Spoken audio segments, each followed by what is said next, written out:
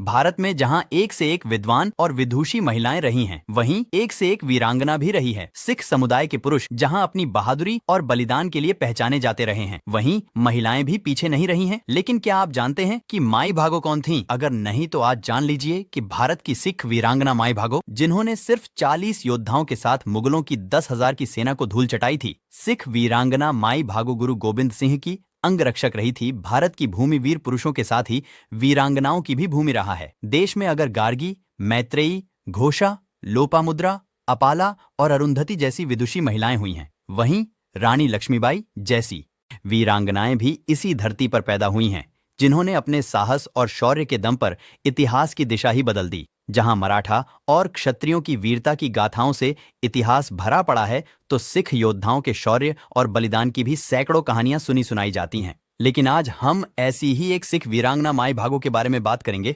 जिन्होंने महज 40 सिख योद्धाओं के साथ मुगलों की 10,000 सैनिकों की विशाल फौज को घुटनों पर ला दिया था। दरअसल माई भागो का जन्म अमृतसर के पास एक गांव में हुआ था। माई भागो इतनी वीर थीं कि सिखों के 10वें गुरु गुरु गोबिंद सिंह ने उन्हें अपना अंगरक्षक नियुक्त किया था। माई भागो की 2 पीढ़ियों ने गुरुओं की सेवा की थी। माई भागो ने बचपन में गुरु अर्जन देव की शहादत और गुरु हरगोबिंद पर सेना के हमलों की कहानियां सुनी थीं।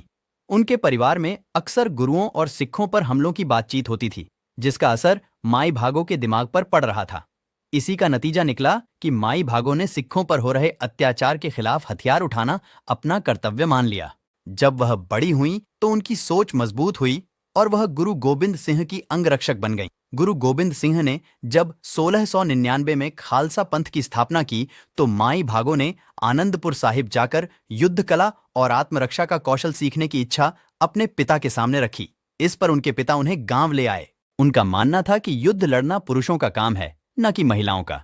पिता की रोक टोक का माई भागो पर कोई असर नहीं हुआ।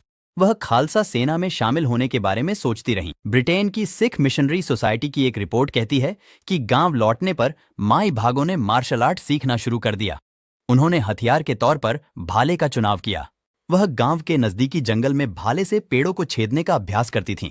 माई भागो ने मुगलों के सिखों पर हो रहे अत्याचारों के खिलाफ खड़ा होना अपना कर्तव्य माना। माई भागो को मार्शल आर्ट का अभ्यास करते हुए काफी समय बीत गया। इसी दौरान मुगलों की सेना ने आनंदपुर की घेराबंदी की। उस समय मुगल शासक औरंगजेब का दौर था। औरंगजेब ने देश में शरिया कानून लागू कर दिया था।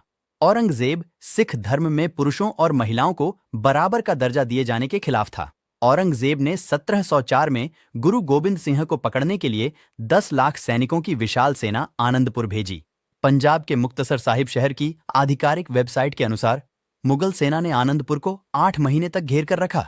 आनंदपुर में खाने पीने की किल्लत होनी शुरू हो गई। ऐसे हालात में भी 10,000 सिख योद्धा गुरु गोबिंद सिंह के साथ खड़े रहे। हालांकि 40 योद्धाओं ने आनंदपुर छोड़ने का फैसला कर लिया। मुगलों की 10 लाख सैनिकों की सेना तमाम कोशिशों के बाद भी गुरु गोबिंद सिंह के 10,000 सिख सैनिकों से जीत नहीं पाई। ब्रिटेन की सिख मिशनरी सोसाइटी की रिपोर्ट के मुताबिक आखिर में मुगल सेना ने लिखित शपथ के साथ गुरु गोबिंद सिंह से समझौता किया कि अगर वह आनंदपुर छोड़ दें तो उन्हें कोई नुकसान नहीं पहुंचाया जाएगा। लेकिन गुरु गोबिंद सिंह के किले से बाहर आते ही मुगल सेनापतियों ने शपथ तोड़ दी और उन पर हमला कर दिया। गुरु गोबिंद सिंह को सिरसा नदी पार करते समय चमकौर में मुगल सेना से युद्ध लड़ा। इसमें उनके 2 बड़े बेटे शहीद हो गए। वहीं काफी सिख योद्धा भी इस जंग में हताहत हो गए। इधर जब माई भागो को पता चला कि गुरु गोबिंद सिंह आनंदपुर से निकलकर मालवा की तरफ आ रहे हैं, तो उन्होंने गुरु को छोड़कर आए 40 सिख योद्धाओं को फिर से इकट्ठा किया। उन्होंने उन योद्धाओं से कहा कि गुरु गोबिंद सिंह ने हमारी रक्षा के लिए अपने पूरे परिवार का बलिदान कर दिया। क्या हम खुद लड़कर अपनी और अपनों की रक्षा नहीं कर सकते? उनके जोशीले भाषण सुनकर 40 सिख योद्धा मुगलों से लोहा लेने के लिए तैयार हो गए। माई भागो ने मौजूदा मुक्तसर झील पर मुगलों की सेना को रोकने की योजना बनाई। जब गुरु गोबिंद सिंह का पीछे करते हुए मुगलों की सेना इस झील पर पहुंची, तब माई भागो 40 सिख योद्धाओं के साथ झील के चारों ओर तैयार बैठी थीं। मुक्तसर झील पर 29 दिसंबर 1705 को भयंकर युद्ध हुआ। माई भागो ने 40 योद्धाओं के साथ मुगलों के 10,000 सैनिकों का खूब मुकाबला किया। माई भागो ने बिजली की रफ्तार से दुश्मनों को भेदते हुए भाले के साथ 40 सिख योद्धाओं का नेतृत्व किया। टीले से गुरु गोबिंद सिंह भी उनकी मदद करते रहे।